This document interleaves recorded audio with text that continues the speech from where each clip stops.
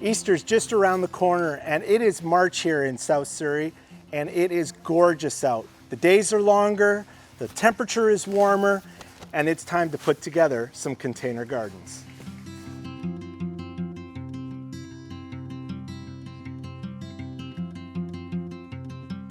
So I've selected a bunch of my favorite plants to really kind of say that Easter is around the corner with the colors that I've chosen. Lots of white. I got some of this really soft lavender color in these violas. And then also in this hydrangea, some white tulips. And to add some height into my container garden, I just chose this really narrow Alberta spruce. It's gonna set right down in the back here, and I'm gonna build everything out forward so that I have a real nice, tall, uniform look in this planter. And even though I don't have the plants for it, this pussy willow stem will add as a nice little add-on to this planter to really make it scream spring. As you can see, this wicker basket has a plastic liner to hold the soil in, but it has no drainage. So what I'm gonna do is I'm just gonna grab from inside the planter, pull it up, using a pair of scissors, just cut a quarter-size hole, maybe a loonie size is fine, but enough to make sure there's enough drainage and I can see a decent sized hole at the bottom. You don't want to not do this because then your plant's roots will be swimming in water. So for a potting mix, I like to use a good quality potting mix, such as this Miracle-Gro. What I like about this one is it has moisture control component to it, and it's going to feed my plants. It has awesome information on the back that tells me what it's going to do for my plants. And I can read on the front, it protects against over and under watering, and it feeds up to 6 months. Perfect, even though this planter is going to be switched out, I'll reuse this soil later in another planter.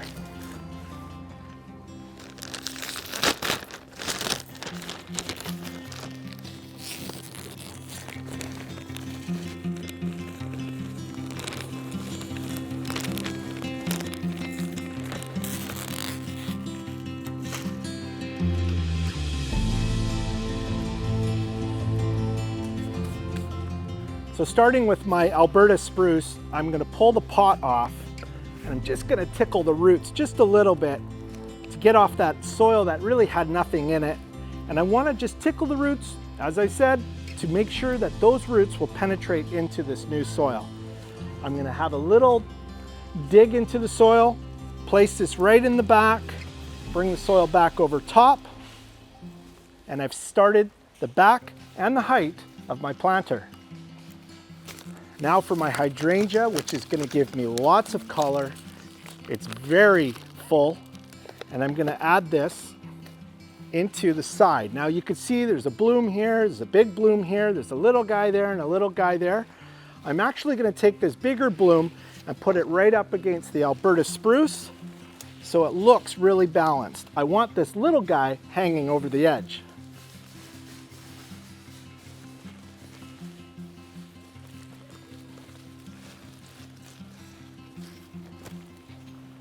Next, some beautiful white tulips. There must be 6 of them in here.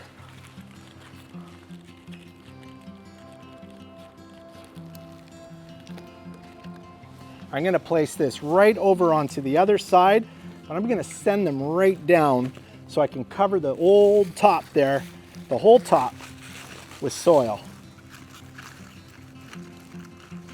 That way they'll stand up perfectly for what I need. There's lots of room for more plants. Next, ranunculus. Absolute favorite of mine. They look like a rose, and these are beautiful white color.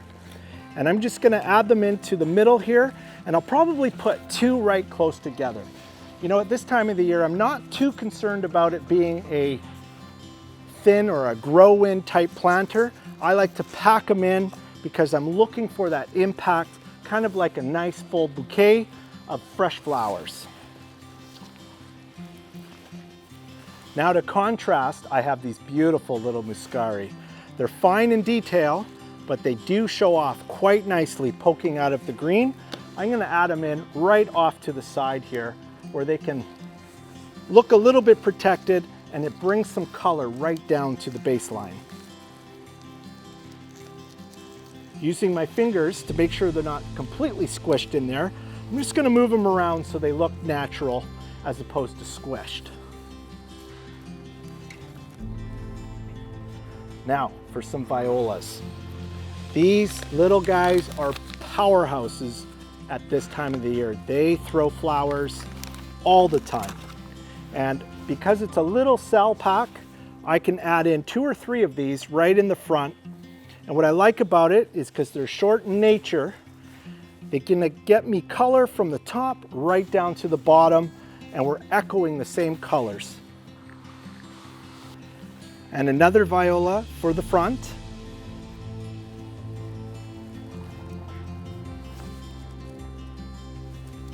Now I'm gonna work on the other side here.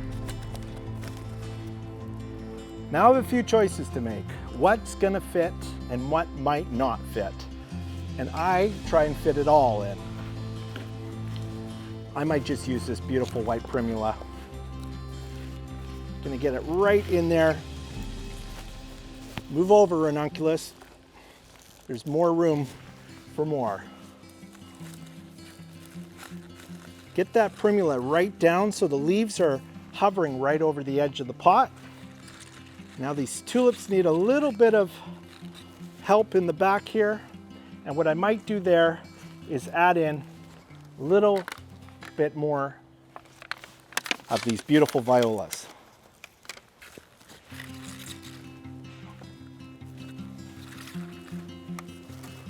And to finish it all off, let's add in a few of these beautiful little pussy willows. So they're just stems, and all I'm gonna do is I'm gonna just place them in to where I like them, more in the back to create a little bit more height.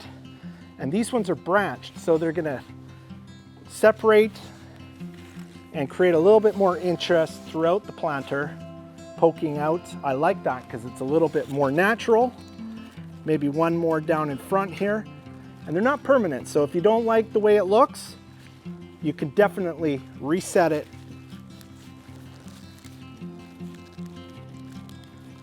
There we go. I want it to blend in, and I think that works. So a beautiful Easter planter made now for 6 weeks of enjoyment. All these beautiful colors. I hope you like this planter. Thanks for watching. I'm Jason from West Coast Gardens.